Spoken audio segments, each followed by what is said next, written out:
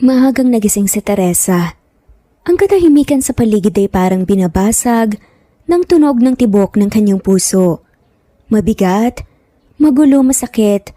Sa lamesa nakalatag nga ang maliit na backpack na puno ng mga damit, pasalubong at mga larawan ng pamilya.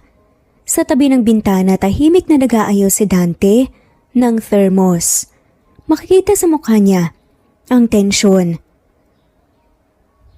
Mahal, oras na, kailangan ko nang pumunta sa terminal. Maghihintay na si Manong. Hindi na nga lamang nakalingon pa si Dante. Hindi pa ba pwedeng palipasin muna? Wala bang ibang paraan, Teresa? Alam mong wala tayong ibang choice, Dante. 3 bibig ang kailangan pakainin. Kailangan may magsakripisyo sa atin. Biglang bumukas ang pinto ng kwarto. Tumakbo ang cute na triplets na sina Nico, Liza at Anton. Bit-bit nga ang mga laruan, nakita nga nilang nakaayos na nga ang bag ni Teresa. Naiiyak na nga ang batang si Liza. Mama, bakit ka po alis? Di ba po sabi mo birthday ko po pupunta tayo sa Jollibee? Pilit nang umiti nga si Teresa pero pinipigilan ng luha. Oo anak, pupunta tayo pero hindi pa sa ngayon ha? Magtatrabaho muna si Mama para sa inyo. Lumapit si Anton at niyakap ang bewang ng ina. Ayoko po ng bagong damit kung wala ka naman po dito. Napaluhod na nga lamang si Teresa para mapantayan ang mga batang anak. Niyakap ang 3. Mga anak, sana maintindihan niyo si Mama. Hindi ito madali para sa akin. Pero mas mahirap isipin na wala kayong gatas, wala kayong lapis sa eskwela, wala kayong pangarap. Kailangan ko kayong iwan para makuha natin yun. Habang nangyayari ang emosyonal na eksena, nanatiling tahimik si Dante. Makikita sa mukha niya ang pagkalito. Gusto niyang pigilan si Teresa pero alam niyang wala silang ibang opsyon. Ngunit may galit, may selos, at may takot nga na hindi niya masabi. Mahal, bakit ikaw palaging lumalaban? Para bang wala akong silbi. Tumayo na nga lamang si Teresa at humarap sa asawa. Hindi ko naman sinasabing wala kang silbi. Pero aminin natin, hindi sapat ang kinikita mo. Ikaw ang haligi dito, ako ang magtataas ng bubong. Kaya nga kailangan nating magtulungan, di ba? Mahina halos nga pabulong na sa adaman ni Dante. Paano kung sa pag-alis mo, magbago ang lahat?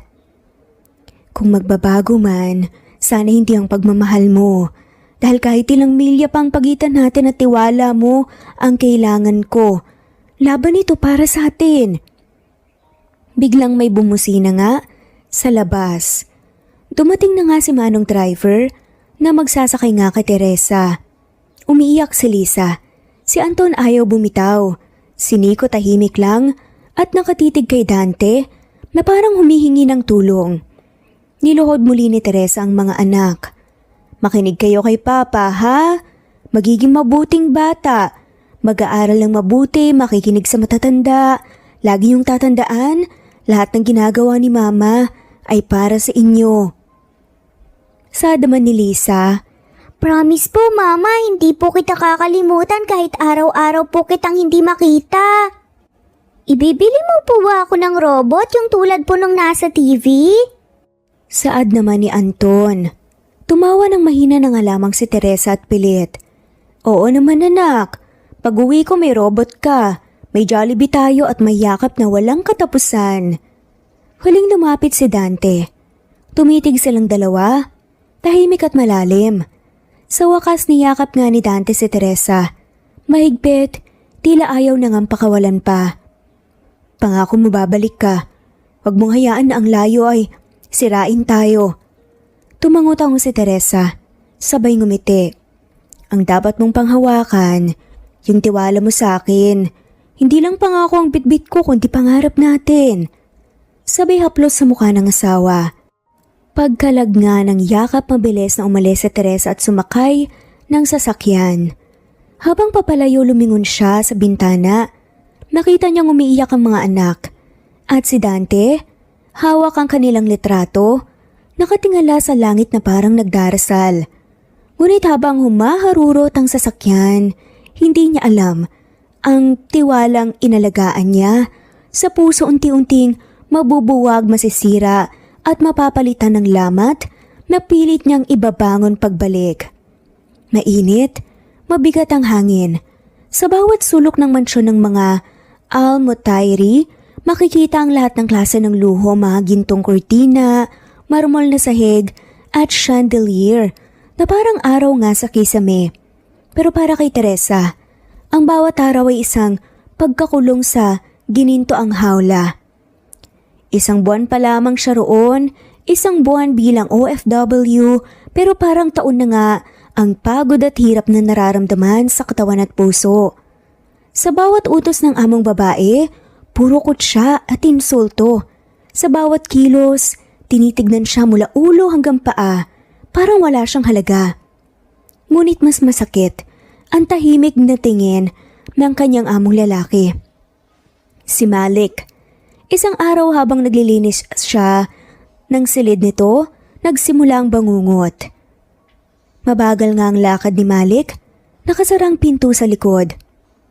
Teresa, you clean very well, very obedient, just the kind I like. Nakayuko nga si Teresa at hindi tumitingin. Sir, I'm just doing my job. Saad ni Teresa. Lumapit si Malik dahan-dahang lumuhod sa harap niya habang pinupunasan niyang sahig. Your job is what I say it is. Napahinto ng lamig ang likod, tinapik ang kamay ni Malik na bigla nga niyang naramdaman sa kanyang braso. Sir, please, I'm just here to clean, nothing else. Saad naman ni Teresa. Pero malamig, pabulong at nakangiti na saad pa nga ni Malik. Come now, no one will know. My wife is out. I pay you triple. You want to send more money? Yes? Nangatog na nga si Teresa. Sir, I have children. Please let me go. Profesional pa rin na saad niya. Hinawakan ni Malik ang kanyang bewang. Pilit siyang hinila na pahiyaw si Teresa nanginginig. Pilit niyang kumawala. Sir, I said no, don't touch me. Sinampal nga siya ni Malik. Hindi malakas pero sapat para mapasandal siya sa pader. Stupid woman, you think you can say no to me? Sumisigaw at umiyak na nga si Teresa. Wala ba akong karapatang maging tao? Ina ako, tao lang din ako. Biglang tumakbo si Teresa palayo. Hinabol siya ni Malik. Nakalakang pintuan ng kwarto pero napansin niyang bukas ang maliit na bintana sa banyo. Walang pag-alinlangan gumapang siya, palabas, kahit may sugat nga ang tuhod. Sa likod ng bahay sa ilalim ng gabi, tumakbo si Teresa. Walang sapatos, may sugat at nanginginig sa takot hanggang sa makarating nga siya sa guardhouse at nagsisisigaw ng, Help me! Please help me! He tried to rape me! Ang gwardiya ay nagulat. Tinawagan agad ang agency. Sa loob naman ng isang oras, kinuhan nga siya ng kanyang ahente at sinakay sa kotse. Tahimik siya, nanginginig. Tulala sa loob ng sasakyan, tuloy-tuloy ang luha ni Teresa. Ma'am Teresa, we will file a complaint. Pero mahirap yan dito. Mayayaman ng employers mo. Saad naman ni Teresa, mahina at puno ng puot. Wala akong pakialam sa pera nila. Wala akong pakialam kung makulong ako. Pero hindi ko hahayang tapakan ako ng ganyan lang. Hindi ako puta, ina ako. Saad naman ng agent, gusto mo ba na lumipat ng employer? May isa pang naghahanap ng katulong, mas mabait daw. Tumitig nga si Teresa sa labas ng bintana. Mahigpit ang hawak sa krus na nakasabit nga sa leeg. Simula ngayon hindi na ako magtitiwala kahit kanino. Dito sa lugar na to, ikaw lang ang kakampi mo. Lahat ng ngiti may kapalit. Lahat ng kabaitan may layunin. Mula noon hindi na nga ang dating Teresa ang makikita sa salamin. Sa bawat pagtanggap ng sahod, wala ni katiting na saya. Lahat ng yun ay padala sa Pilipinas para sa mga anak niya ang akala niya'y ligtas, minamahal at iniingatan. Hindi niya alam Sa kanyang pagbagsak sa ibang bansa, sabay rin palang gumuguho ang buhay na iniwan niya. Isang buwan makalipas ang insidenteng halos wasakin nga ang dangal ni Teresa, patuloy pa nga rin ang laban niya.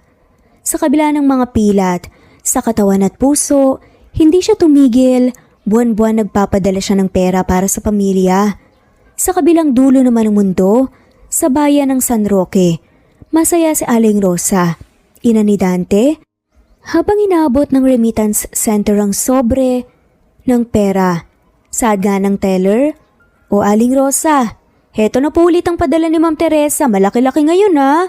Saad naman ni Aling Rosa. Sabay nakangisi nga nang mapanlin lang, "Syempre, mabait talaga yung si Teresa, mahal na mahal kami eh. Tsaka, ako na rin kasi ang tumatayong ina't ama ng mga bata ngayon." Tumango na nga lamang ang teller. Kamusta na po pala si Kuya Dante?" "Hayun, ewan ko ba dyan sa anak ko. Kung hindi ko pabubuhatin ang bahay na to, malulunod na yung 3 bata sa utang at kahihiyan." Pagkalis ng teller, dumiretso nga si Aling Rosa sa bangko. Sa halip na iuwi nga ang pera sa mga bata, diretsong ipinasok ito sa kanyang sarili. Emergency savings account niya. Sa bahay, nasa isang sulok lamang ang triplets. Marurungis, nangihina at tila gutom. Si Lisa hawak nga ang isang punit na notebook, si Anton walang tsinelas, si Nico tahimik at gutom. Lola, wala na po kaming gatas. Saad nga ni Lisa. Pasigaw at galit naman na saad ni Aling Rosa. "Gatas na naman? Ano akala niyo sa ina niyo, bangko? Hindi pa nga kasya yung pinadala niya kung ano-ano pang hinihingi niyo. Palibhasa, na-spoil kayo nung nandito siya." Pero sabi po ni Mama dati, padala daw po siya palagi. Saan po napupunta yon, Lola? Saad naman ni Aling Rosa, sabay lumapit at hinampas pa nga ng basang trapo ang mesa. "Wala kayong karapatang magtanong. Dito kayo nakatira. Kaya kung anong tirang pagkain ang meron, yun ang tanggapin nyo. Mga walang utang na loob." Saad naman ni Nico sa mahinang boses at halos hindi marinig. Lola, mahal pa ba kami ni Mama? Sandaling natahimik na nga lamang si Aling Rosa. Ngunit hindi dahil sa awa, kundi dahil sa sarap ng tagumpay na unti-unti niyang nakakamit. Pabulong na saad nga nito na parang may ngiting demonyo pa. "Mahal, tignan niyo nga na hindi bumalik. Baka may iba na yun sa abroad. Mga bata pa kayo pero oras na para matutong tanggapin ang katotohanan. Minsan ang ina nangiiwan talaga." Sa gabing yun habang natutulog ang triplets, sa matigas na banig tahimik na kausap ni Aling Rosa si Dante. Si Dante na galing sa trabaho at pagod na pagod. "Ma, nakarating na raw ang padala ni Teresa. Pwede bang dagdagan natin ang gatas tsaka bitamina ng mga bata?" Nakapamewang naman si Aling Rosa. "Diyos ko Dante, hindi pa sapat ang trabaho mo? Gusto mong lahat ng padala ng asawa mo ipambili ng luha ng anak nyo? Baka nga hindi na sa inyo galing yung pera na yan eh." Nagulat nga si Dante. "Ma, anong ibig mong sabihin?" Malamig at tuso nga na saad nito. "Isipin mo nga, buwan-buwan may padala. Pero may panahon pa ba siya na tumawag? Mag-message? Baka nga may ibang lalaking tinutulungan na yun. At ikaw ang amaan dito pero ang pera diretso sa pangalan ko. Hindi ba nakakapagtaka yun?" Halos mabaliw naman sa duda si Dante. Hindi rin naman siya masisisi dahil sobrang layo nila sa isa't isa. "Hindi si Teresa yung ganun, Ma.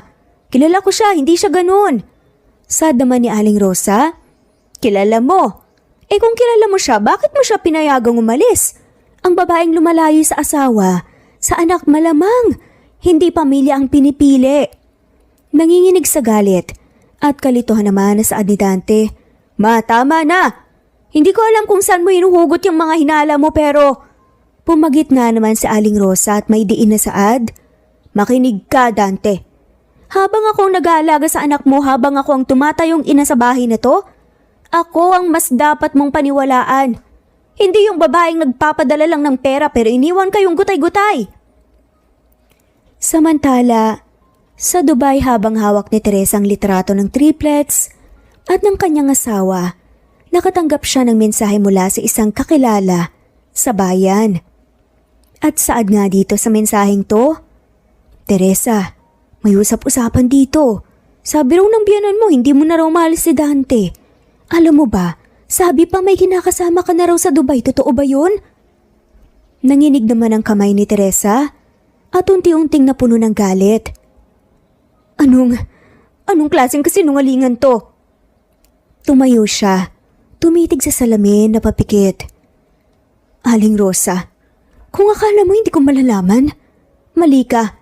Hindi mo alam kung gaano nakaraming galit ang pinipigil ko at kung gaano ako nagpapakatatag dito. Hindi na ako ang Teresa na kilala mo. At doon, nagsimula ang pagguho. Tahimik ngunit malalim na pagbitak sa tiwala sa panahong umaasa si Teresa na magaan ang buhay ng kanyang mga anak. Hindi niya alam, unti-unti silang inaagawan ng pagkatao, pagmamahal at karapatan ng mismong taong pinagkatiwalaan niya ng kanyang asawa at mga anak. Nakangiting hawak nga ni Teresa ang cellphone, katatanggap lang niya ng sahod at agad nga niyang ipinadala sa remittance. Habang nagvo-voice message nga si Teresa, "Love, pinadala ko na po yung pera. Pambili ng vitamins ng triplets ha, saka konting dagdag para sa matrikula. Miss na miss ko na kayo, Dante. Sana kahit saglit makausap ko kayo sa video call kahit mukha niyo lang, kahit sandali lang." Walang sagot. Hindi man lamang na scene. Baka busy, baka may sira ang signal, baka pagod lang siya. Saad naman ni Teresa pero puro baka. Hindi sapat para takpan ang katotohanan. Palaging tahimik ang kabilang linya. Samantalang sa Pilipinas naman, sa dilim ng sala na upo si Dante habang si Aling Rosa ay abala sa pagsasaing. May hawak siyang cellphone. Hawak ang mga voice messages ni Teresa pero hindi niya ito pinapakinggan. Isang linggo na nga ang nakalipas. Oh, hindi mo pa rin sinasagot yung asawa mong nagimang bayan. Kung ako sa'yo, hayaan mo na. Kung mahal ka nun, hindi ka niya iiwan. Pangsulsol pa nga ni Aling Rosa. Ma, hindi naman siya nang iwan eh. Sad nga muli ni Aling Rosa. Lumapit gamit ang mapanlin lang na boses. Yan nga ang punto ko, anak. Habang binubuhay mo rito ang mga anak niyo, siya roon baka may ibang tinutulungan na. Hindi ba't sabi mo nagbago ang tono niya? Parang laging may tinatago. Tila nalilito muli si Dante. Hindi ko po alam pero ramdam ko naman na may mali. Pero alam ko na andyan pa rin siya. Kaya lang dati araw-araw siyang tumatawag. Ngayon, puro padala na lang. Walang kwento, walang lambing. Nakapamewang at naglalakad naman ng paikot na saad ni Aling Rosa. Kasi gamitin mo ang utak mo, anak. Babaeng malayo, may kalayaan. Babaeng malayo, may pagkakataon. Ewan ko sa'yo. Pero kung ako ang lalaki, hindi ako papakain sa limos ng babaeng malandi. Sigaw pa rin niya. Biglang sumigaw na nga si Dante. Pinipigil ang sarili pero hindi na nga niya kaya. Ma, tama na! Saad naman ni Aling Rosa. Aba, sumisigaw ka pa dyan? Anong paniniwala ba ang meron ka sa babaeng yan? Sa bawat padala niya iniipon ko pero para kanino ba talaga ang perang yon ha? Para sa triplets o para sa kinakasama niya sa Dubai? Samantala si Teresa naman, isang linggo, isang buwan walang sagot. Kaya galit na galit nga siya, naluluhang nagre-record. Dante, ilang beses na akong tumatawag. Alam kong nakikita mong nag-e-effort ako, hindi ako perpekto pero hindi ako traidor. Hindi ako katulad ng iniisip mo o kung ano man ang sinasabi ng ina mo. Huminga siya ng malalim. Alam mo bang kaya kong tiisin ang sakit dito? Ang pagod, ang gutom at ang paminsan-minsan na pagmumura ng amo dahil iniisip kong may naghihintay sa akin sa Pilipinas. Matatapos din ang paghihirap na to pero bakit ganito? Bakit parang ako pa yung may kasalanan? Tumulo nga ang luha sa pisngi ni Teresa. Habang yakap-yakap ang lumang teddy bear, Nanganak. Diyos ko, bigyan mo ko ng lakas. Hindi ko alam kung saan ako nagkulang. Samantala sa bahay naman nila Dante, nasa silid nga si Dante hawak ang cellphone habang tahimik na pinagmamasdan ng mga anak. Tila hinihintay nga ang mensahe ni Teresa. May iba na si Teresa? Niloloko na lang ba niya ako? Hindi na ba niya ako mahal? Pero bakit? Bakit nangyayari to? Bakit parang mas pinipili ko nang maniwala sa iba? Sa labas ng kwarto palihim na nakikinig nga si Aling Rosa, may hawak na sobre ng perang padala. Malapit na Teresa.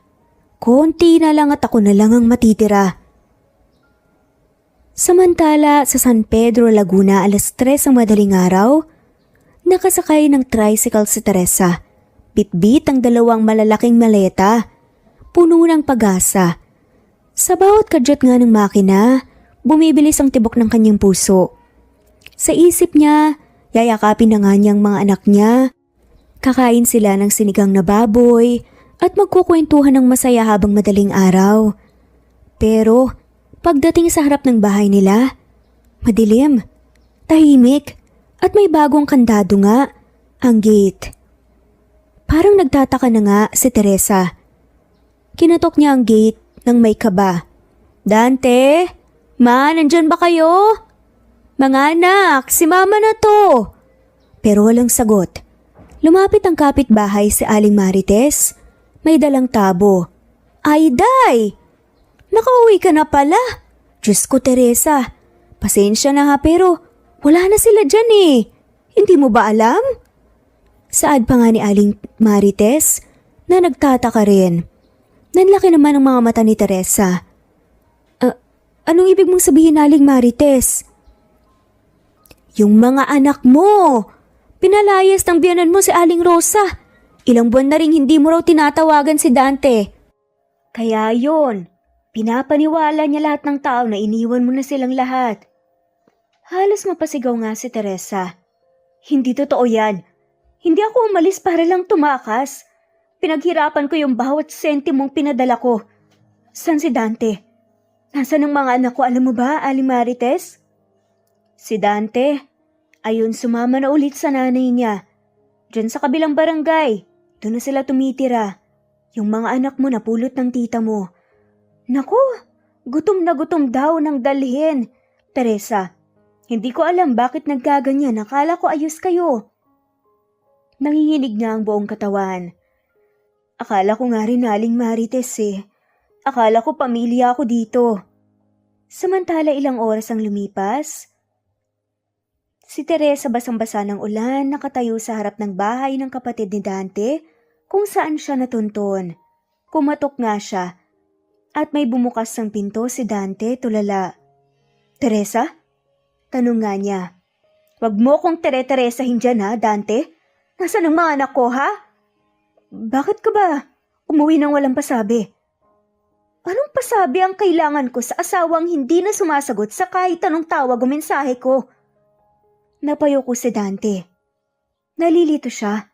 Si Teresa kinukontak siya. Teresa, hindi ko alam kung anong paniniwalaan ko. Ang dami kong narinig. Ang dami mong hindi sinabi. Ang dami kong hindi sinabi dahil ang dami kong tiniis. Akala mo ba, madali ang mabuhay sa ibang bansa? Sa mga among halos babuyin ka? Akala mo ba kaya kong ngumiti habang sinisigawan at tinatrato akong basahan? Ginawa ko yun para sa inyo. Para sa mga anak natin. Naniwala ako kay Mama. Na baka may iba ka na. Na baka hindi na ikaw ang Teresa na iniwan ko dito. Napatawa nga ng mapait si Teresa. At hindi mo man lang ako pinaglaban?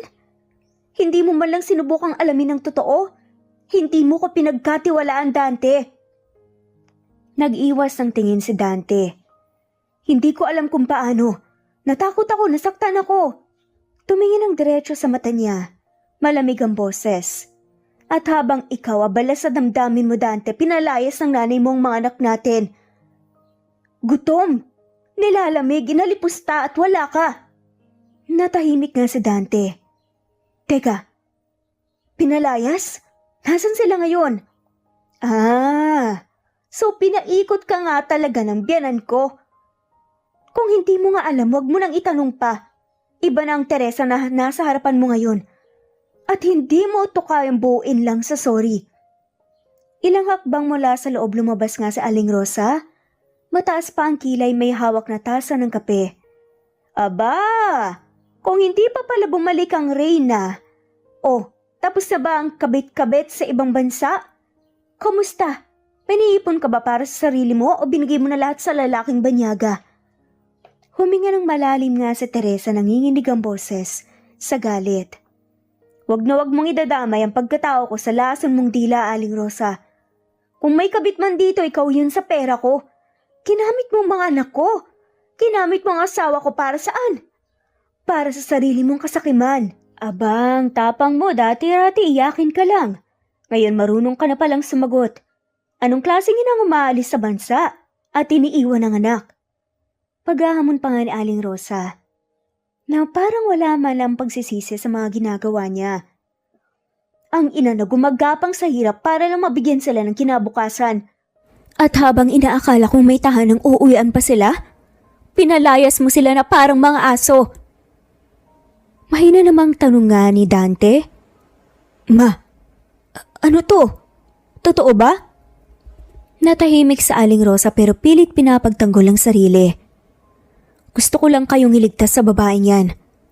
Mali ang mundo niyo, habang siya ang tinitingala niyo. Pero ngayon bumalik siya. Kaya Dante, ikaw na ang bahala pero sa bahay kong to, ayoko na sa kanya. Malamig ang tingin ni Teresa sa kanya. Huwag kang mag-alala. Dahil hindi ko naman kailanman hinangad tumira sa impyerno.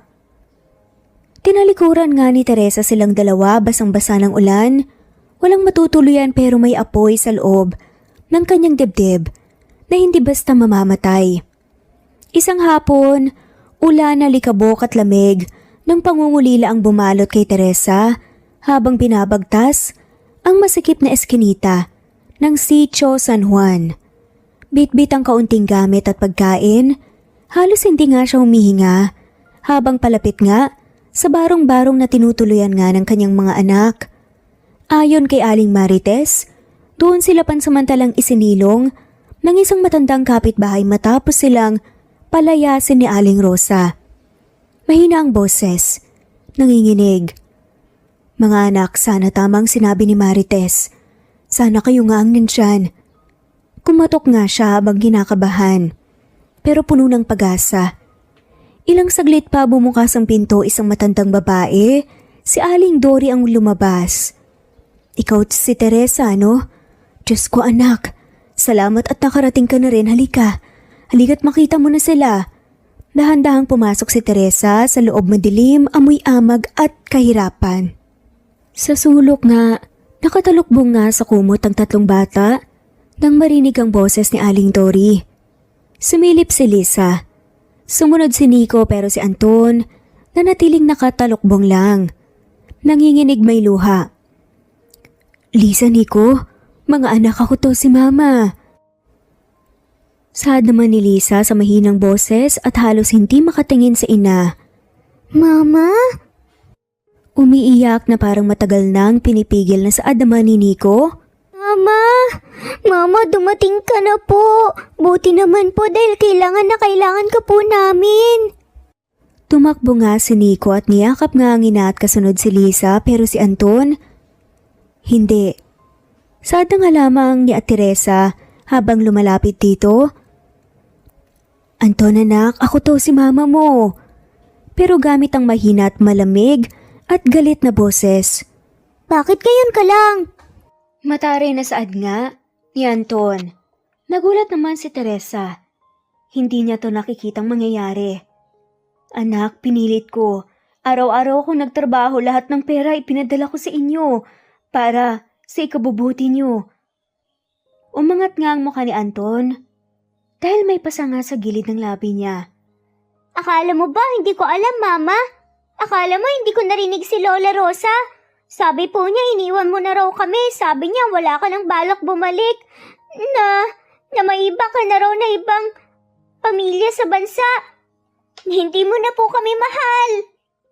Pautal-utal pa nga, nasambit ng paslit na bata. Napaupo nga sa harap niya si Teresa. Hinawakan ang kamay nito at tumiiyak. Anton, hindi yun totoo. Wala ni isang salita sa sinabi niya ang totoo. Anak, araw-araw kong iniisip ang mga tawa niyo, ang boses niyo kung paano ko kayo mayayakap ulit. Kung alam mo lang ang mga pinagdaanan ko. Binawi nga ni Anton ang kamay niya. Hindi ko na alam kung sino ang totoo, Mama. Wala ka noong sinisigawan kami ni Lola. Wala ka noong hindi kami pinakain. Wala ka po nung sinampal niya si Lisa dahil po sa basag na baso. Wala ka sa lahat eh. Sad pa nga nito, kaya nalyapitan nga si Lisa. Inangat ang kamay may pasa sa likod. Diyos ko, anong klaseng lola ang kayang gawin to? Sabi po ni Lola, kasalanan po namin kung bakit galit siya. Kasi raw, mas pinili mong trabaho kaysa po sa pamilya. Napasigaw na nga lamang si Teresa na pahagulgol nang dahil sa gigil. Hindi, ginawa ko to para sa inyo, para may kinabukasan kayo, para hindi kayo dumanas ng gutom. Hindi ng ganito. Lumapit na nga si Aling Dory, pinatong ang kamay sa balikat ni Teresa para aluin ito. Teresa, may mga gabi silang umiiyak, may mga araw na hindi ko alam kung anong ipapakain ko sa kanila. Pero tiniis nila. Tiniis namin ang importante. Nahanap mo sila, nandito ka na. Kaya mo yan. Tumingin ito kay Anton, nanginginig ang labi. Anak, alam kong galit ka. At may karapatan ka, pero sana bigyan mo ako ng pagkakataon, hindi ko kayang iwan kayo ulit. Sa kahit na anong mangyari, pangako. Matagal bago sumagot si Anton, nangingilid ang luha. Gusto ko lang pong makasama ka pero natatakot po akong umasa ulit. Nahabag nga si Teresa, niyakap ang tatlong anak habang lumuluha. Wala nang hahadlang. Wala nang sinungaling na makakagulo sa atin. At sisiguraduhin kung makakamit ninyo ang hustisya. Laban to ng isang ina na niloko, nilamon ng sistema pero bumangon para sa mga anak. Pagkatapos ng yakapan, dumating nga si Dante. Pawisan. Tila hinahanap nga sila. Teresa, mga anak. Lumayo naman si Anton. Tay, iniwan mo rin kami. Umiyak nga si Dante bilang sagot. Hindi ko alam kung paano itatama ang lahat, pero Teresa, hayaan mong bumawi ako. Hindi ko napapayagan si Mama na manakit pa sa kahit na isa sa inyo. Tumingin ng diretsa si Teresa kay Dante.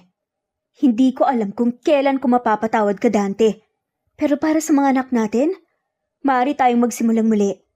At ang unang hakbang ay harapin ang halimaw sa buhay natin, si Aling Rosa. Sa loob ng barong-barong ni Aling Dory, tahimik ang paligid ngunit mabigat ang hangin. Isang lamparang gas lamang ang nagbibigay liwanag sa kanilang gitna. Si Teresa, si Dante at ang tatlong bata na sila Anton, Lisa at Nico.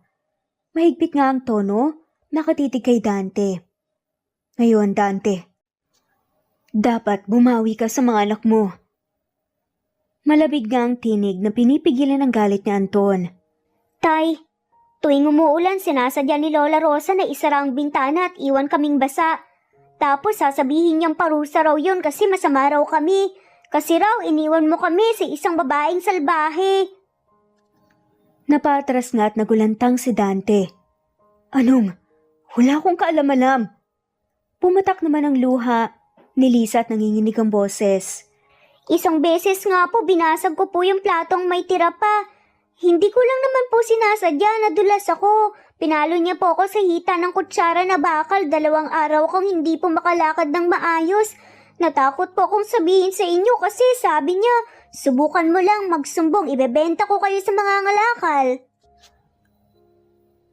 Wala kang nakita? 3 bata, kasama mo sila. Imposible namang hindi sila umiyak, di ba? Napatingin na nga lamang sa lupa si Dante. Nangingilid ang luha. Busy din kasi ako. Nangangarap kasi ako na sana makauwi ka na kaya subsob din ako sa trabaho. Hindi ko din naman nakalaing gagawin yun ni Mama. Dahil nung magkakasama naman tayo dito nung nandito ka pa, okay naman ang lahat. Lumapit halos idikit nga ni Teresa ang mukha kay Dante. Ni minsan ba? Naisip mong tanungin ako mismo? Hindi ka man lang nagtangkang alamin ng kung totoo? Basta ka nalang naniwala sa ina mo? Saan napunta ang tiwala mo, Anton? Pumapaling nga ang ulo ni Dante. Kasalanan ko. Nadala lang ako. At ang hirap kasi ng long distance. Napahagulgol na nga lamang si Teresa habang yakap ang anak.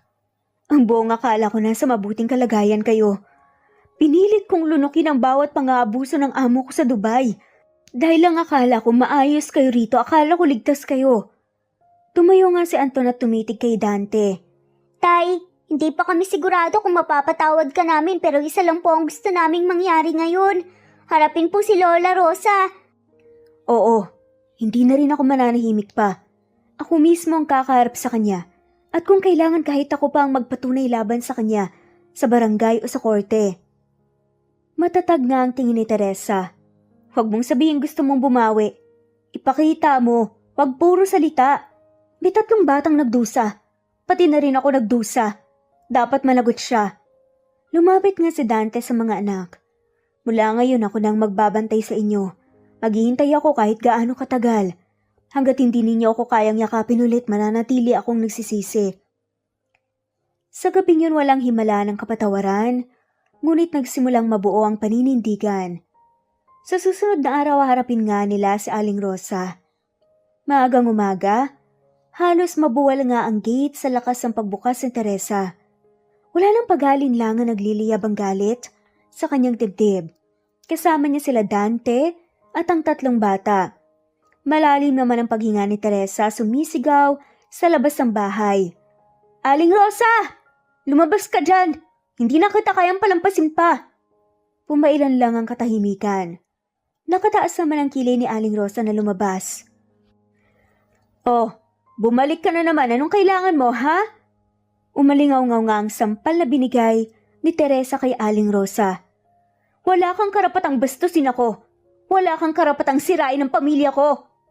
Palaban na saad ni Teresa. Napahawak na nga lamang sa pisngi si Aling Rosa. Ako ang walang karapatan? Akong nagpalaki sa mga anak mo habang nasa ibang bansa ka. Lumapit halos magtama ang kanilang mga muka. Nagpakasakit ako sa ibang bansa. Halos mamatay ako. Pero iniisip ko ang mga anak at asawa ko. Sumingit naman si Dante. Ma, tama na. Lahat ng ito kasalanan mo. Pinaniwala mo kung masama si Teresa, ikaw ang sumira ng pamilya natin. Tumawa ng mapait si Aling Rosa. At naniwala ka naman. Isa ka rin siya nga. Kung hindi ako kumilos sana, iniiwan ka na niya at nagpakasarap sa ibang lalaki sa Dubai. Sumigaw naman ng luhaan si Lisa. Lola, bakit mo kami sinaktan? Bakit mo kami ginutom? Akala namin mahal mo kami. Hindi ka, Lola. Ikaw ang halimaw. Lalapit na nga sana ito kay Anton, ngunit hinarangan nga ni Teresa si Rosa. Huwag mo silang lalapitan.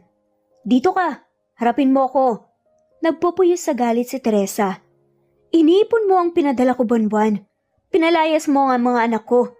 Ginamit mo ang pangalan ko para siraan ako. Alam mo bang, muntik na akong mawala ng bait sa ibang bansa kakaisip kung paano pa ako makakatulong.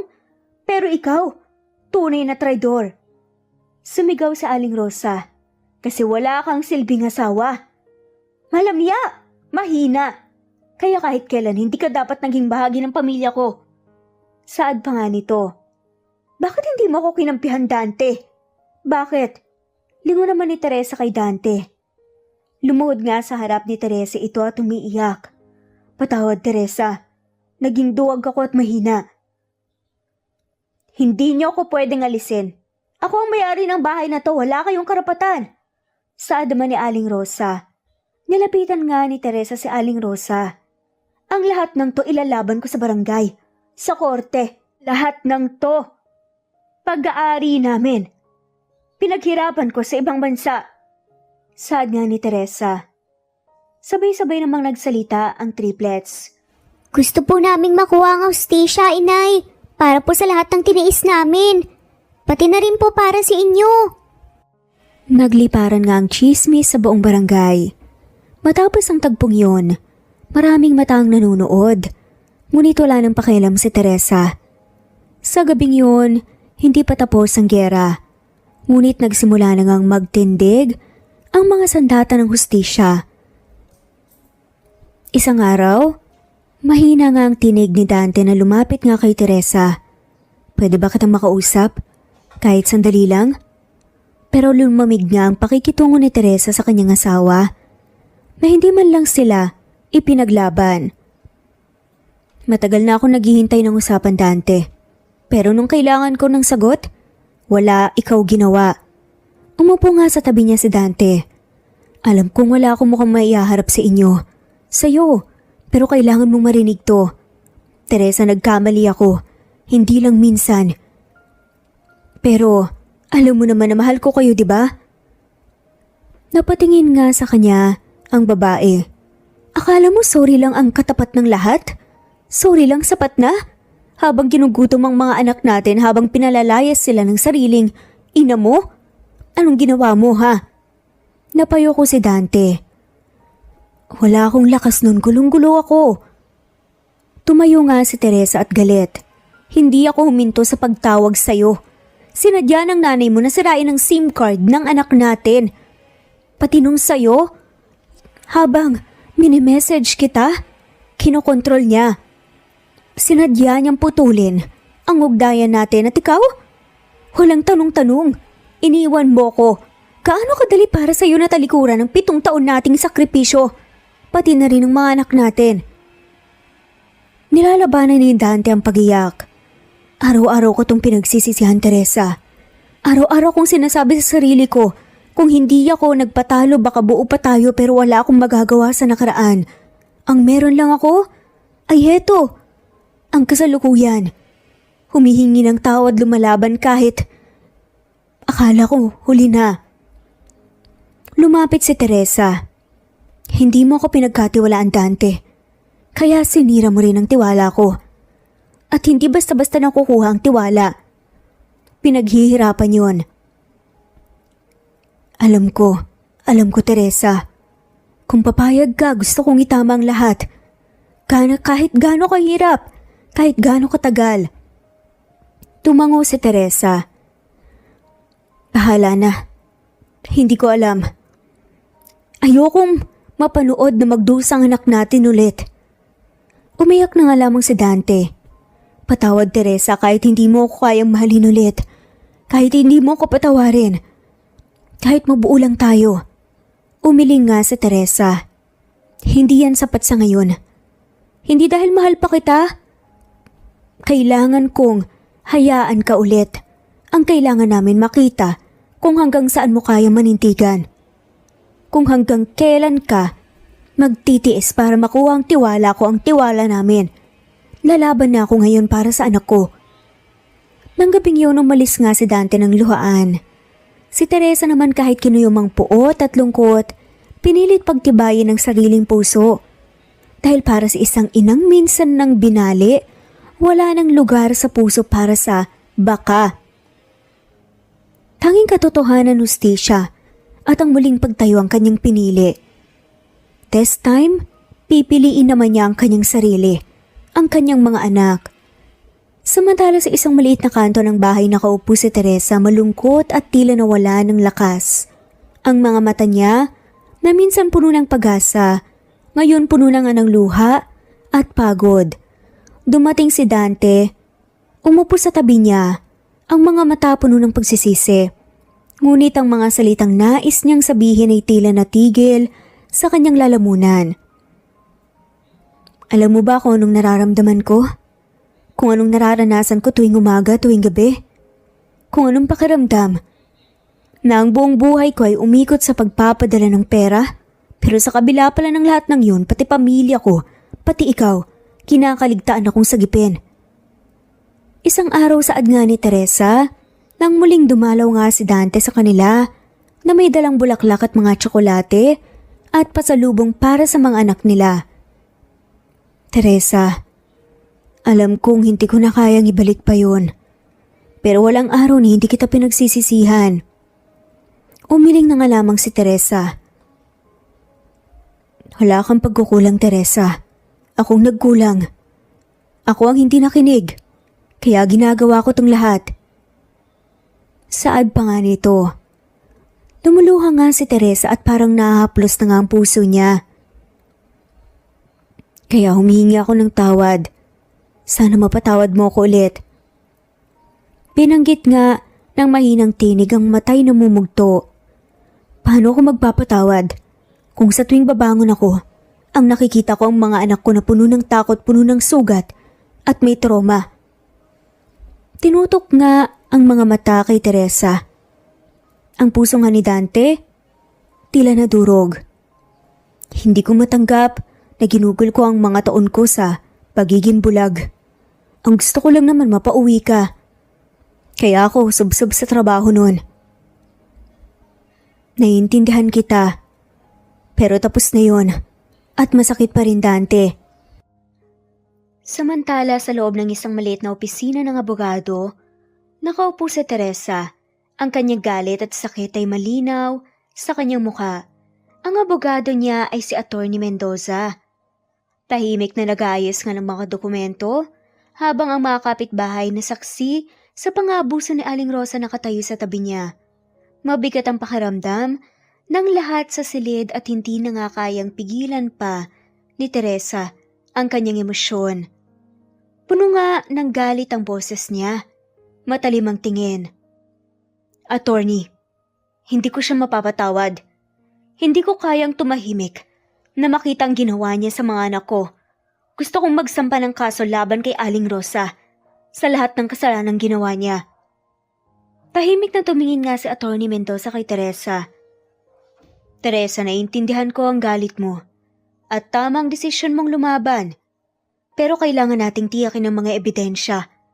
Kailangan nating sapat na testigo para mapatunayan ang pang-aabuso nito. Kung walang sapat na saksi, mahihirapan tayo. Pagtatapat naman ni Attorney kay Teresa. Testigo? Ang mga anak ko ba hindi sapat na testigo? Mga bata pa sila. Imposible namang gumawa sila ng kwento lang. Si Anton may mga pasasilis at Nico. Halos hindi makatingin sa akin, may trauma. Ano pa bang kailangan kong patunayan? Desperadang saad nga ni Teresa kay Attorney Mendoza. Seryosong tumingin naman si Attorney Mendoza kay Teresa. Nakaramdam nga siya ng pagkamangha sa pagiging palaban ng babae at sa paninindigan nga nito. Tama ka. Ang laban na ito ay hindi lamang para sa kanila, kundi para sa inyo rin. Mahirap ang paghahanap ng hustisya pero kailangan mo ring maging handa. Ang mga pang-aabuso na nangyari ay may malalalim na sugat at hindi madaling magsimula ng laban na ito. Mabilis nga magsalita si Teresa puno ng determinasyon. Hindi ako matatakot, Attorney. Hindi ako titigil hanggang hindi makuha ng mga anak ko ang hustisya na para sa kanila. Hindi ko hahayaan na magpatuloy pa ang kalupitan ng biyanan ko sa kanila. At nagsimula pa ngang mag-brainstorming ang mga kapitbahay na pwede raw silang tumistigo. May mga nagsasabi na nakita raw nila sa Aling Rosa na sinasabihan at dinuduro nga si Anton ng walang kwenta. At si Nico naman daw sinasabihan ng walang silbi. At kung ano-ano pa nga ang pinagsasabi nila. Okay, maghanda ka, Teresa. Ang laban na ito hindi madali. Hindi lang si Aling Rosa ang kalaban mo, kundi pati na rin ang buong sistema na madalas ay hindi madaling magbigay ng hustisya sa mga katulad mo. Pero andito kami para tumulong sa iyo. Masuyang sa adama ni Attorney Mendoza sa babae. Sabay tinapik pa ang likuran nito. Nakaramdam pa nga siya ng kuryente nang mahawakan ng babae. Pero si Teresa, walang ibang hangarin kundi mabigyan ng hustisya ang ginawa sa mga musmus niyang mga anak. Walang takot, walang pag-aalinlangan. Hanggang hindi nakikita ni Aling Rosa ang mga anak ko na makuha ang hustisya, hindi ako titigil. Saad nga nito. Tutulungan ka namin. Lapit naman ang mga kapitbahay, sabay sabi nga nila kay Teresa. Maraming salamat po. Hindi ko kayang gawin to ng mag-isa. Dahil dito, magsisimula tayo ng laban. Sa huling salita nga ni Teresa, nagsanib puwersang mga saksi. Ang desisyon na pagsampangan ng kaso ay isang hakbang patungo sa hustisya. Isang hakbang na hindi na nga magpapaurong pa. Ang mga sugat nga ni Teresa naging sandata laban sa mga umaapi. Samantala pagpasok nga ni Teresa sa maliit niyang tindahan, naramdaman niyang may lakas nga siyang hindi pa nararanasan dati. Hindi na siya ang babaeng laging umaasa. Hindi na siya ang Teresa na tahimik na nagtiis. Isang taon ng pagsusumikap sa Dubai, mga pagsubok sa pamilya at mga sakripisyo na puno ng sakit. Lahat ng ito ay nagbunga. Tumayo siya sa harap ng kanyang maliit na negosyo, ang mga mata puno ng tapang at galit.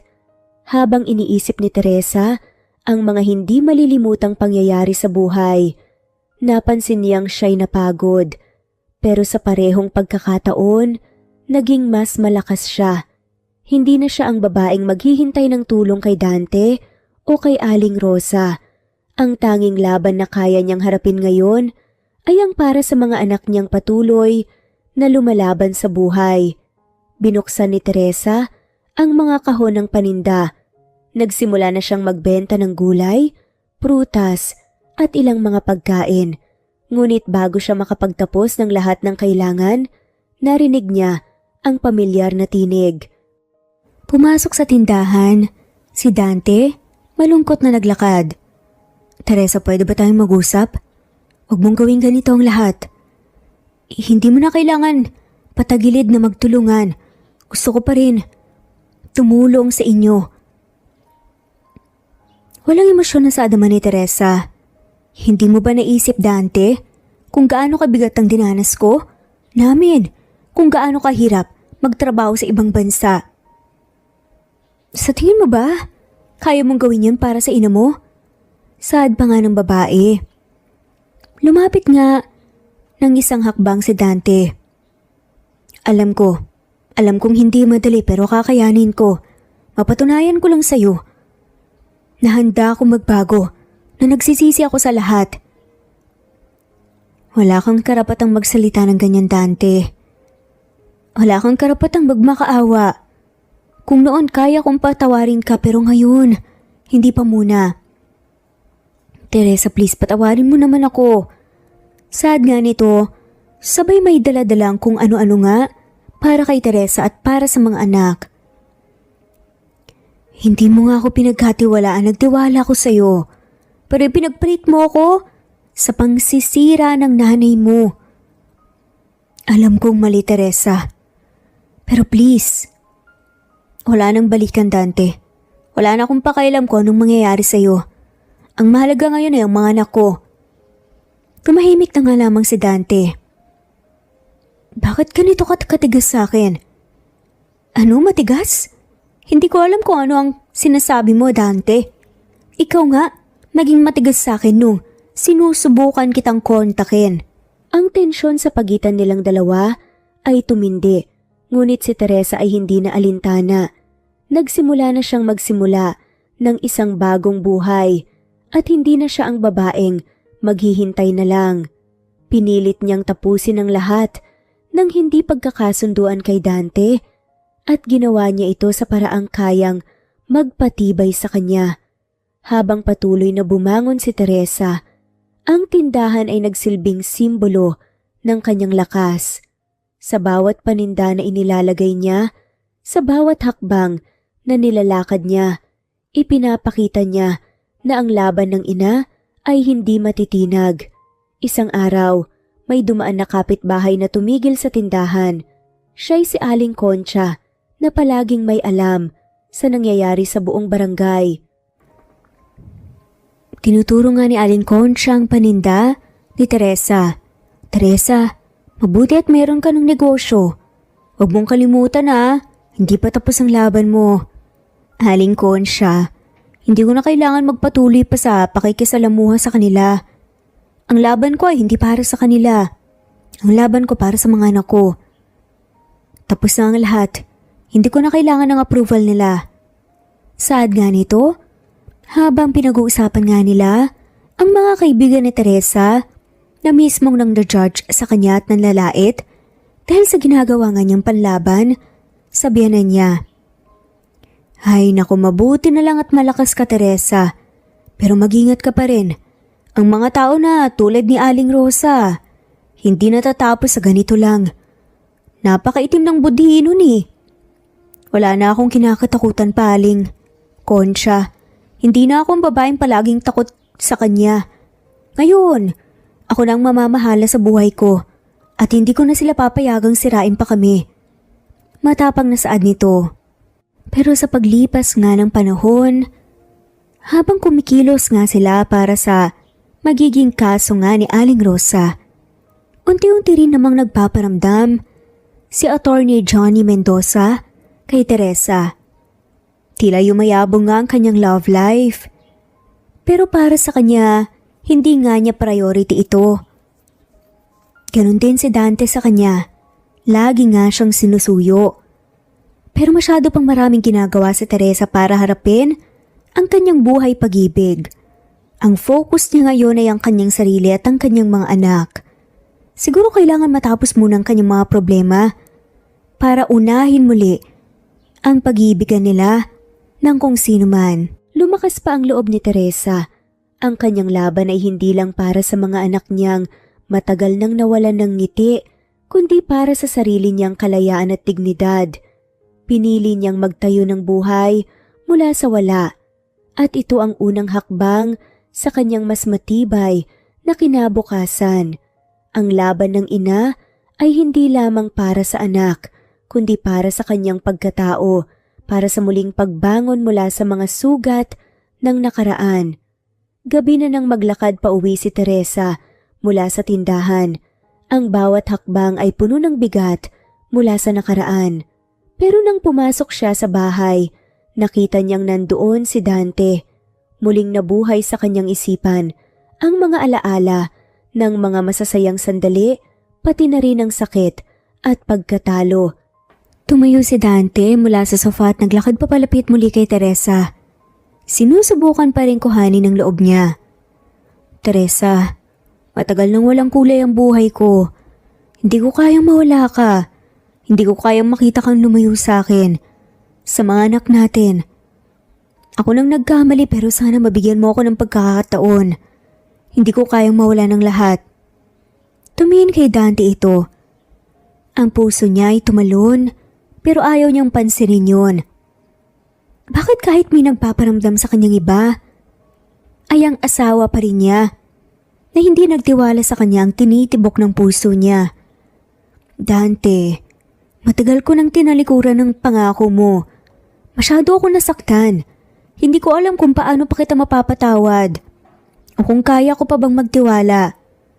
Naglakad pa palapit nga ito at sobrang lapit nga ng mukha ni Dante sa mukha ni Teresa at napalunok na nga lamang ito. Hindi mo na ba talaga ako kayang patawarin?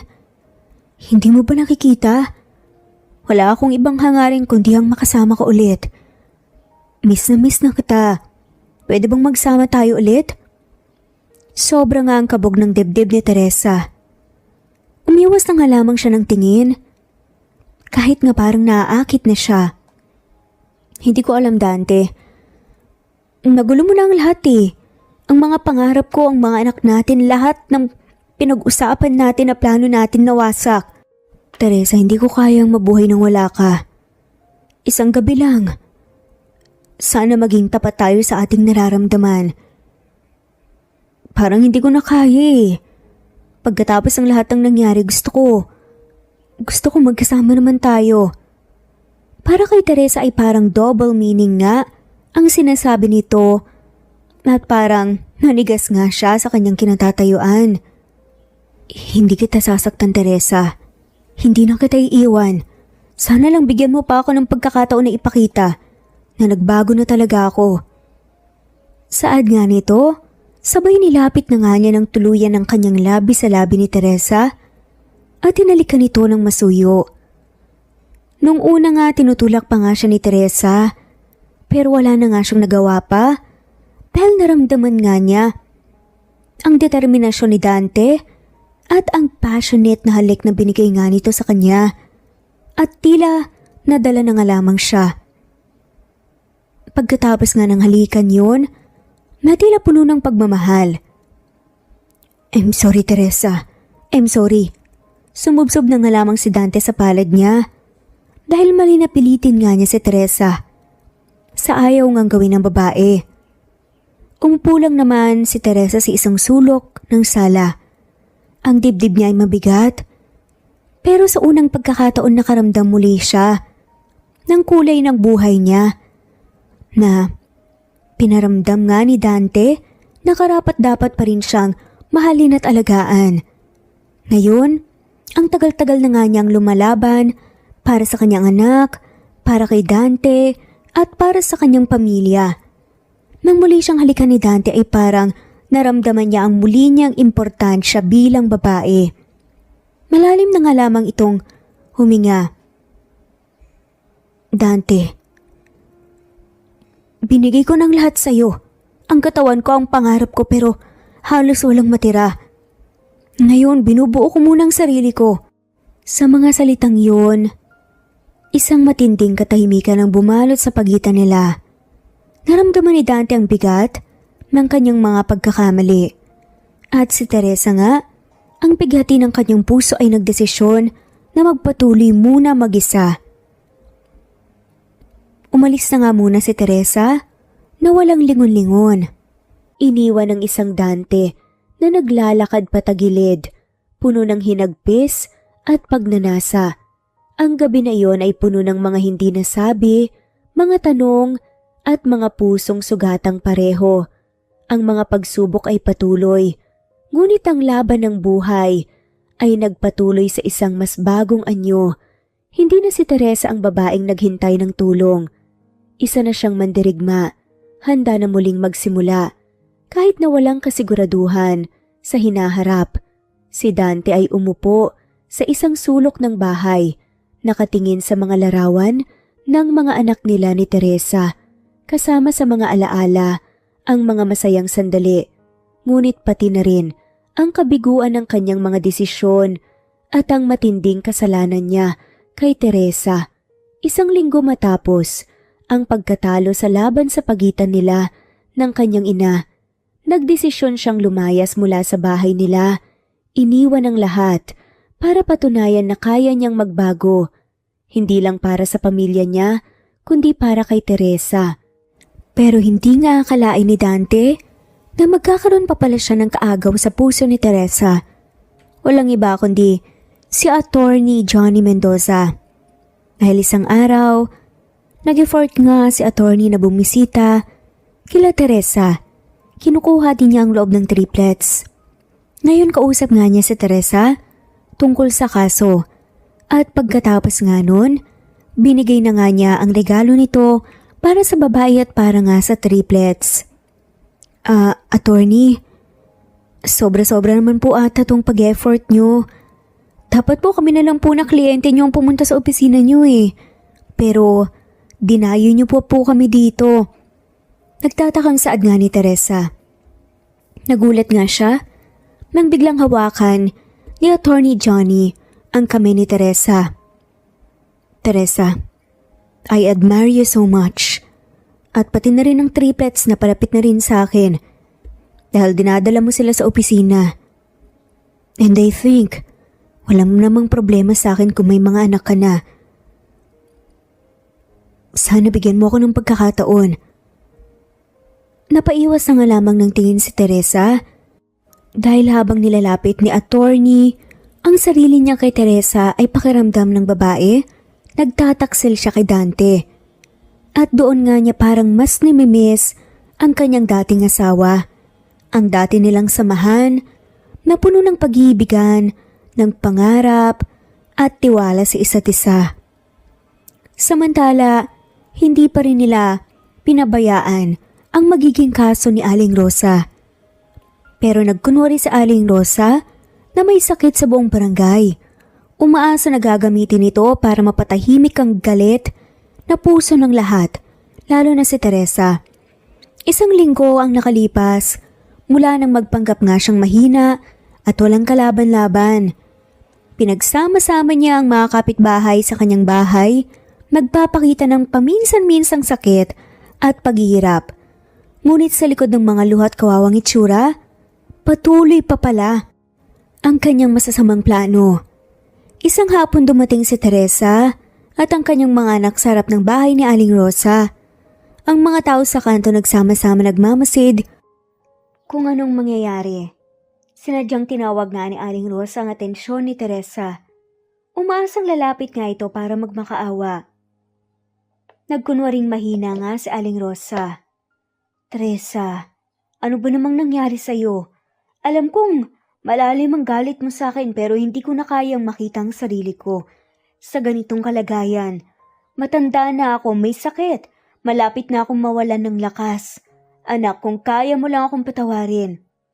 Pero umiling nga si Teresa. Tinitigan si Aling Rosa ng matalim. Sakit, Aling Rosa? Hindi ba't ikaw ang unang nagbigay sa amin nun? Sa buhay namin. Naging bulag ka sa mga kasinungalingan mo. Nagpanggap nga na naglalapit nga ng kamay sa Aling Rosa habang nakikinig. Patawarin mo ko, Teresa. Alam kong marami akong pagkakamali pero sana bilang ina, maintindihan mo na ang lahat ng ginawa ko ay para sa pamilya. Para sa anak ko. Mahal ko sila. Binitawan naman ni Teresa ang kanyang kamay. Para sa pamilya? Para sa pamilya mo?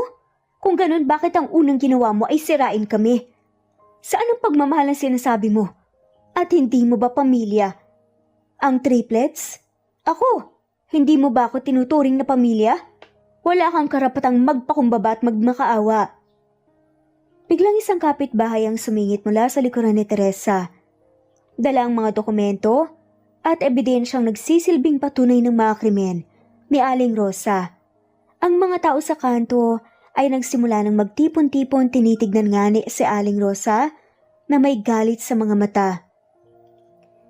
Isinalaysay nga ng mga ito ang tungkol kay Aling Rosa. Aling Rosa, alam namin ang lahat. Ang mga perang pinapadala sa inyo ni Teresa, itinatago mo lang, ipinagpalit mo ang pamilya para sa sariling interes. Lahat tayo, naririnig ang mga kwento tungkol sa mga pambabastos mo sa mga bata. Kung iniisip mo magtatagumpay ka dahil sa pagpapanggap mong mahina ka, nagkakamali ka. Hindi na ako papayag na maging biktima ng kalokohan mo, Aling Rosa. Ang anak ko ay hindi na magiging kasangkapan sa mga plano mo. Matapang saad nga ni Teresa. Nagpumiglas nga si Aling Rosa. Hindi mo na ako kayang patawarin? Pero anong balak mo, ha? Hindi ko na kailangan ng kasinungalingan mo, Aling Rosa. Ang bawat laban na ginawa mo sa akin babalik sa'yo at hihigpitan ko pa. Ipinaglalaban ko ang aking pamilya, ang aking anak. Hindi ko na kaya to. Saad nga ni Aling Rosa. Kagagawan mo yan sa sarili mo. Kung naging mabait ka lang sana. Kasama ka sana sa pag-angat namin. Ngayon nga na nakakabangon na kami at umuokay ng negosyo namin. Saka ka nagmamakaawa na ganyan? At pinapakita kunwari na nagsisisi ka? Pati ang mga anak ko. Salip na mapanatili ang pamilya ko, ikaw ang nagwasak sa lahat ng meron kami. Kaya ngayon, hindi mo deserve na makasama kami sa ginhawa.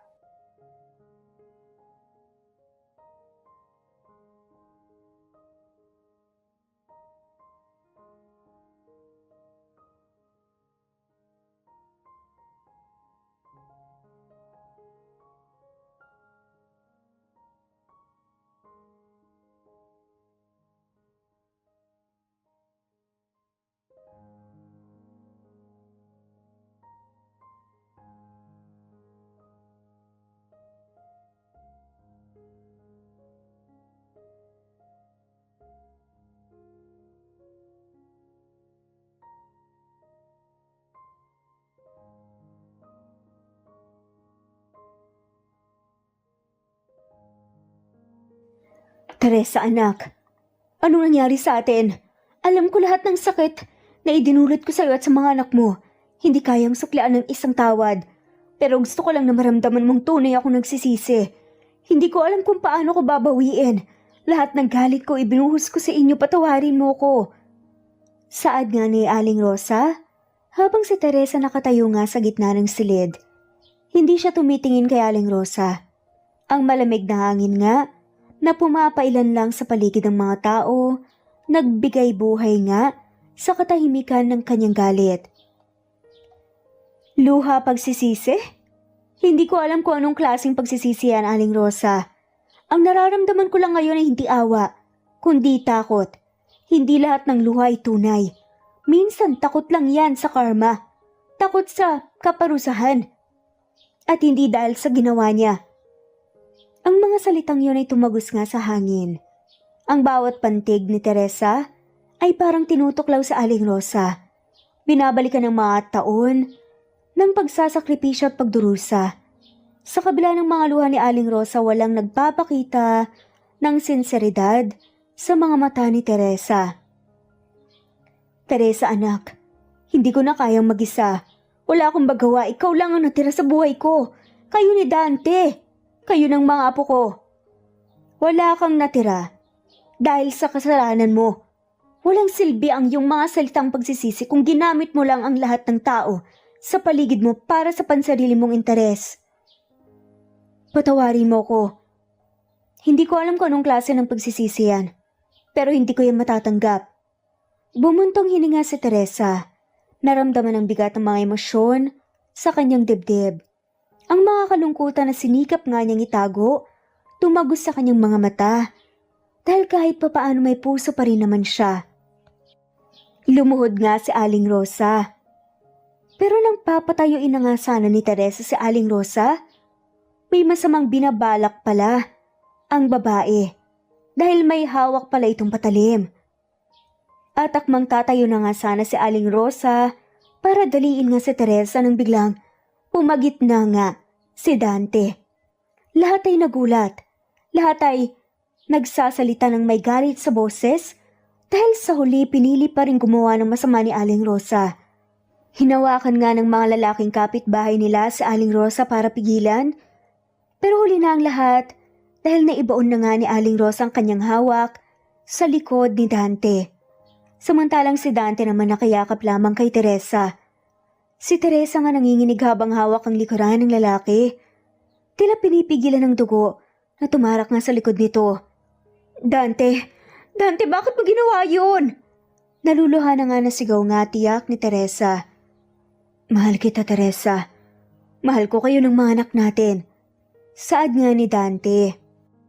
Kung ano-ano pa nga ang ginawa ni Teresa para lamang mailigtas nga si Dante. Mabuti na nga lamang at maraming nagtulong-tulong para maidala nga kaagad si Dante sa ospital. At naagapan naman ang nangyari sa kanya. Dito napatunayan nga ni Teresa. Natakot pa rin pala siyang mawala ang kanyang dating asawa sa kanya. Ang totoo niyan, asawa pa rin naman niya si Dante. Dahil kasal pa rin naman talaga sila. Pinabalak na nga niyang pagpirmahin dati ng annulment paper ang kanyang asawa. Pero nangyari nga ito at napatunayan niya na sincere nga si Dante sa pagsisisi niya at kahit buhay nga niya, handa niyang itaya para sa kanila ng kanyang anak. Para sa kanya. Hindi na nga itinuloy ni Teresa pa ang pag-file ng annulment o pagpapapirma nga sa lalaki. Bagkus sinalagaan na nga lamang niya ito habang nasa ospital sila, habang kasama rin niya ang triplets na nag-aalaga kay Dante. Naramdaman nga ni Teresa nang dahil sa nangyari na sincere nga si Dante. Wala namang pagsigla ng saya nga ni Dante nang makita nga na kumpleto nga ang kanilang pamilya. Nagtutulong-tulong nga hanggang sa gumaling siya. Habang nagmemerienda nga ang triplets kasama nga ang kaibigan ni Teresa sa kantin ng ospital, naiwan na nga lamang ang mag-asawa sa room nga ni Dante. Hinawakan ni Dante ang kamay ni Teresa. Teresa, maraming salamat sa ginagawa mo ngayon. Maraming salamat dahil hinayaan mo akong makasama ang triplets. Sa mga panahon na akala ko mawawala na ako sa mundo. Saad pa ni Dante. Huwag mo nga sabihin yan. Kundi, sige ka, mas lalong hindi kita mapapatawad. Bakit ba kasi ginawa mo yun ha? Nag-aalalang saad nga ni Teresa. Napangiti naman si Dante. Ay, sabi ko na nga ba concerned ka pa rin sa akin eh. Mahal mo pa rin ako, di ba? Panunuyo pa nga ng lalaki kay Teresa. Umirap na nga lamang si Teresa. Huwag mo nga akong ginaganyan. Alam mo, halos himatayin ako nang dahil sa nangyari sa'yo. Huwag mo nang uulitin ulit yun Alam mo namang matapang na ako ngayon, kaya ko ang sarili ko. Saad ni Teresa. Dapat lang naman tong nangyari sa akin Kailangan kong isakripisyo ang sarili ko nang dahil sa mga pagkakamali ko dati. At kahit paulit-ulit pang mangyari yon, gagawin ko pa rin yon para iligtas kayo. Para maging safe ang mga anak natin. Gagawin kong lahat para sa inyo. Kaya nga nang sabi ko, nagsisisi na talaga ako sa mga ginawa ko. At pati buhay ko kaya kong ialay para sa inyo.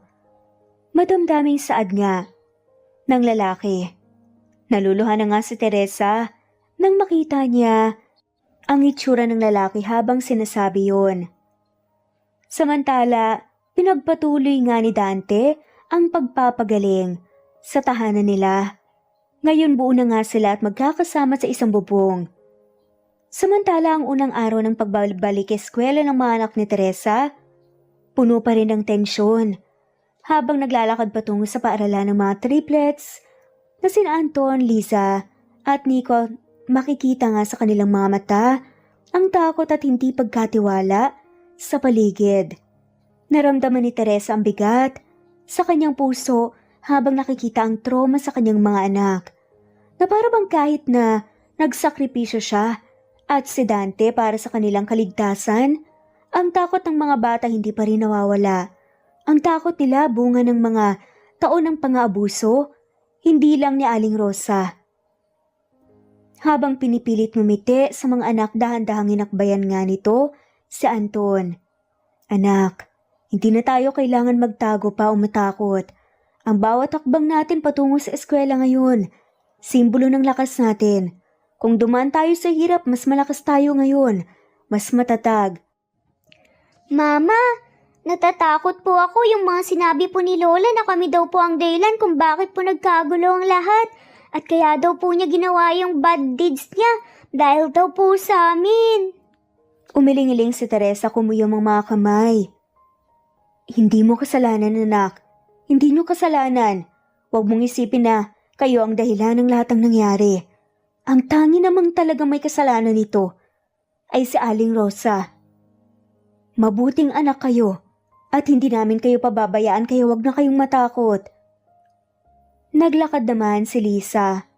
Mami, hindi po ba kami magaganyan? Magpakailanman yung lagi pong nagtatago, lagi pong takot. Lumapit ito kay Lisa, hinawakan ng kanyang muka, pinunasan ng mga luha. Hindi anak, hindi na. Hindi na tayo magiging takot pa. Kahit nasaktan tayo, matututo tayong magpatawad at bumangon, pero higit sa lahat, matututo tayong magpakatatag. At mas magtiwala sa may kapal, kay Papa God. Kung wala ang lola niyo, matututo tayo kung paano magtulungan, magkaisa at magmahalan bilang isang pamilya.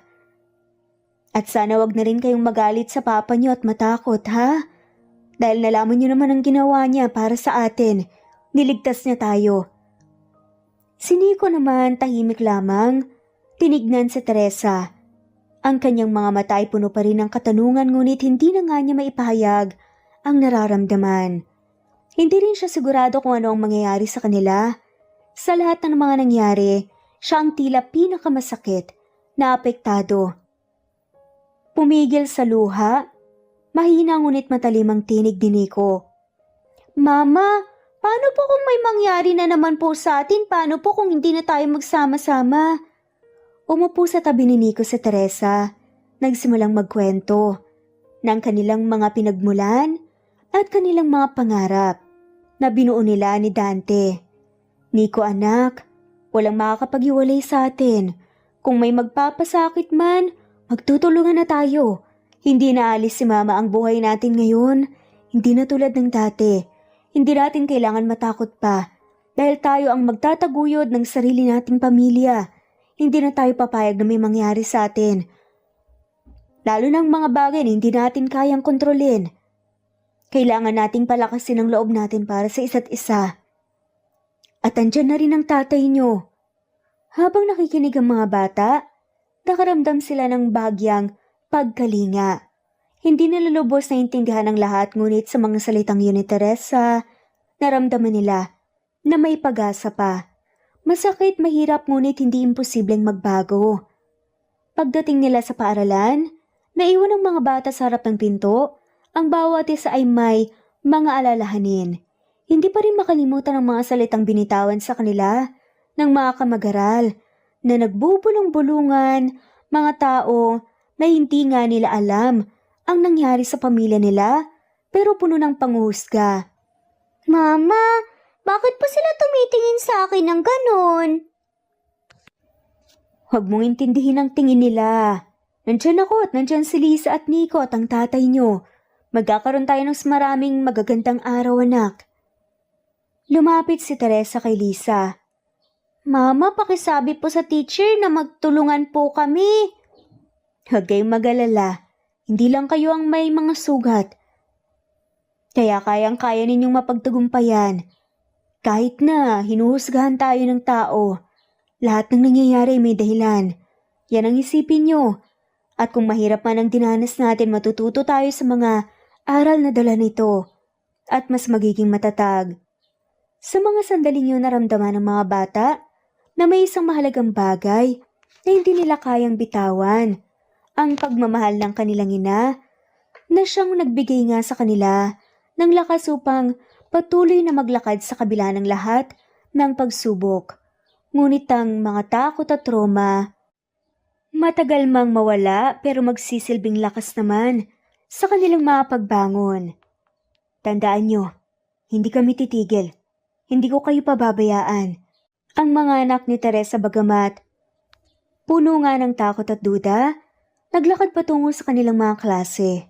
Dala ang mga pangarap at aral mula kay Teresa. Ang pamilya ay nagsimulang maghilom, unti-unti, hindi madali, ngunit sa bawat hakbang ng triplets, sa bawat tinig ni Teresa na nagmumula sa pusong walang kapantay na pagmamahal, nagkaroon ng muling pag-asa. Isang pag-asang tanging ang isang ina ang kayang magbigay. Ang araw na iyon ay puno ng emosyon.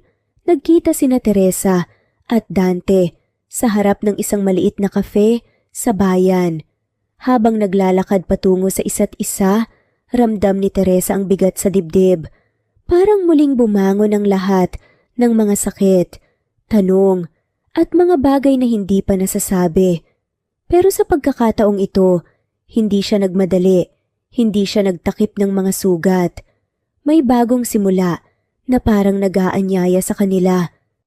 At habang nasa bahay sila Teresa at Dante, sila lamang dahil sa eskwelahan nga ang kanilang mga anak. Nag-heart-to-heart talk sila habang nagkakatinginan sa isa't isa. Sa sandaling yun parang nagsimula na magbukas ang mga pinto ng kanilang puso.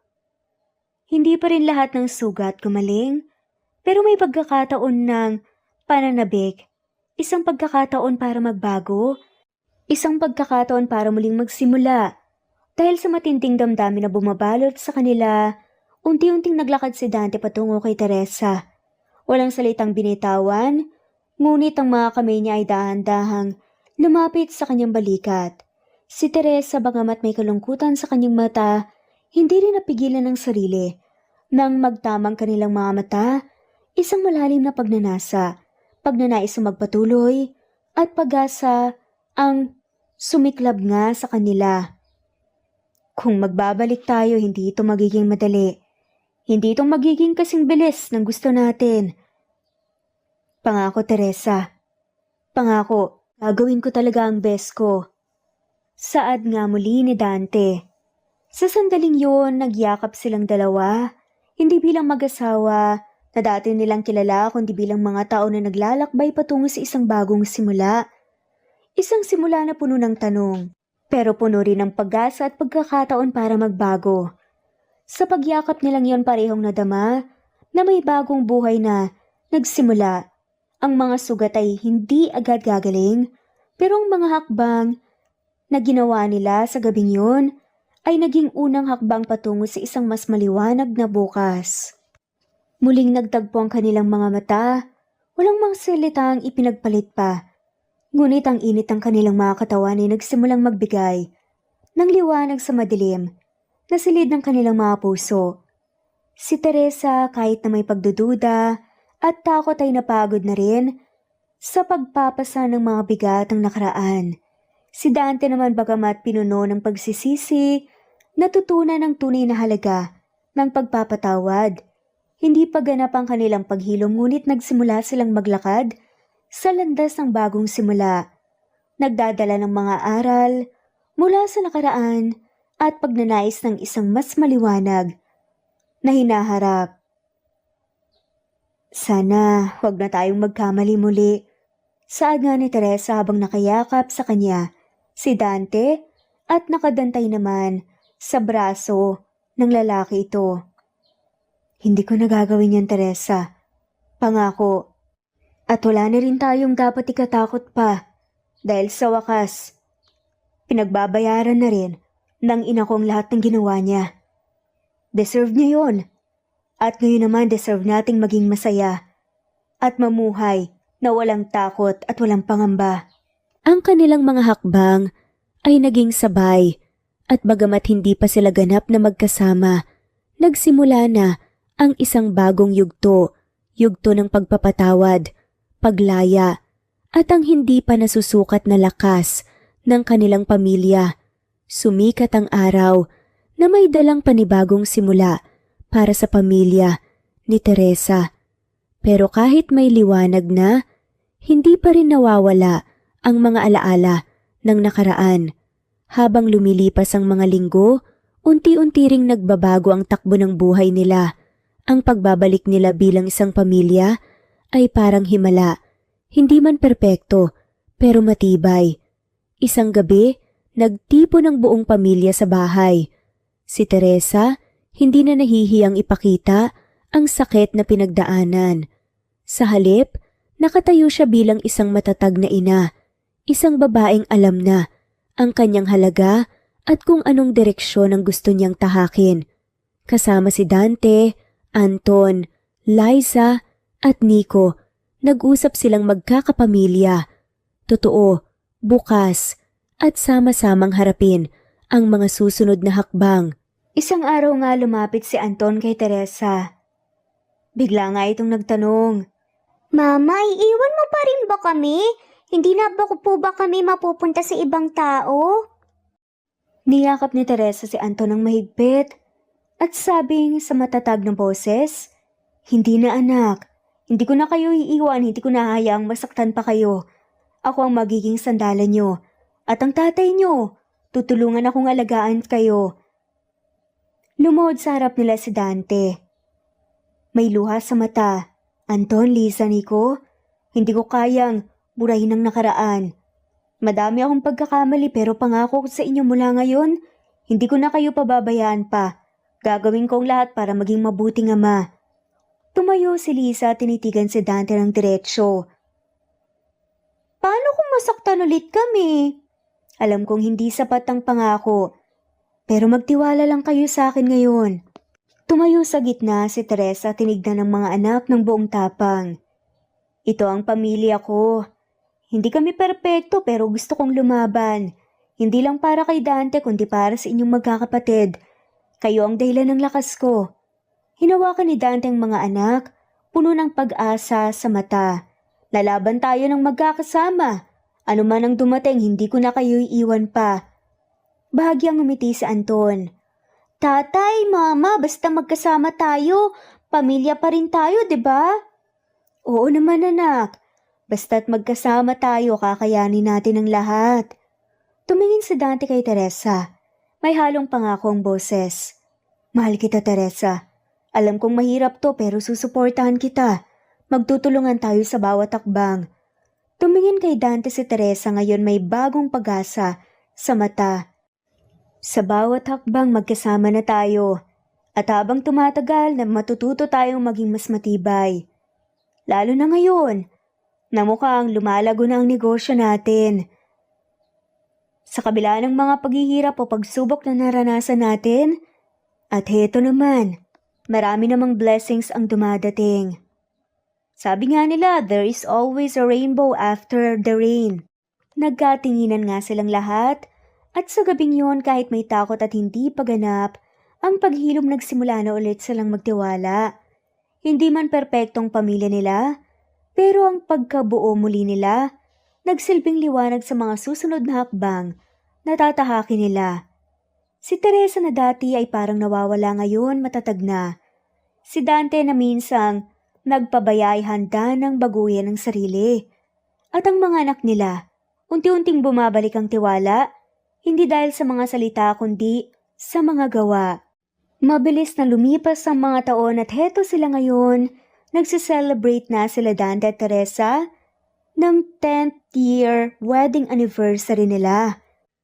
Pinili nilang mag-celebrate sa orphanage kung saan nandoon ang mga batang musmus na hindi na panindigan ng kanilang mga magulang. Imbes na mag-celebrate, na sila lamang pinili nilang mag-celebrate at magbigay nga ng blessings sa ibang tao dahil sa paglago ng kanilang negosyo at dahil sa mga natatanggap nga nilang blessings mula sa Panginoon. Dahil ngayon, nakaangat-angat na rin sa wakas sa buhay sila Teresa at Dante at hindi na nila muling kailangan pang mawalay sa isa't isa. Nangako sila, pati na nga rin ang kanilang mga anak na tutulong sila sa mga taong nangangailangan, sa mga batang nangangailangan sa abot ng kanilang makakaya. At dito na nga po nagtatapos ang kwentong pagmamahalan nila Dante at Teresa. Maraming salamat po sa lahat ng mawalang sawang sumusubaybay at shout out po sa mga sumusunod. Helen Morillo, Liliano Bebe, Pasita Eliazar, Raquel Magno, Maria Teresa Sabido, Maria Fe Maguliado, Lucy Mangoliado, Flor Cabrera, Merlita Cabida, Wendy Goto, Presbyteros Rose, Timberly Abagonon, Jean Debes, Elvi Candoantol, Sapphire, Habi Balagunsay, Kidim Tess, Presbyteros Rose, Geraldine De Jesus, Teodora Santos, Josefa Juana, Timberly Abagon, Dina Mayol, Flordet, Remedios, Senen Orzame, Lorna Mary Tauring, Rebecca Tezuka, Imelda Forteza, Merlilyn Linli Marilu Gulmatico, Epifania Deo Cares, Carmencita Falcon, Virginia Malasan, Cleo Waling, Ara Adhani, Teresita Schmid, Marianita Saltarin, Corazon, Victoria Pareha, Batang Ibunan, at shoutout na rin po sa lahat na mawalang sawang sumusubaybay. Maraming salamat po. Muli ito ang Cat Amazing Stories PH.